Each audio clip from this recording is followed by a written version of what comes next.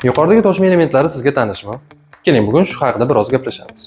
Hozir bu toshmalar xalqimiz orasida eng keng tarqalgan kasalliklardan biri hisoblanadi. Bu toshma asosan zamburug'lar va virusli infeksiyalar tufayli kelib chiqadigan kasallik hisoblanadi. Asosan bog'cha va maktab yoshidagi bolalarda uchraydi.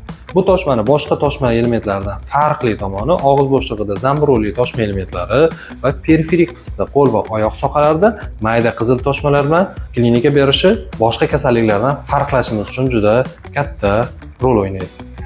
Sizning farzandingizda yoki yaqiningizda xuddi shunaqa toshma bilan kasallangan bo'lsa, maslahatim pediatr shifokoriga murojaat qiling. Nega?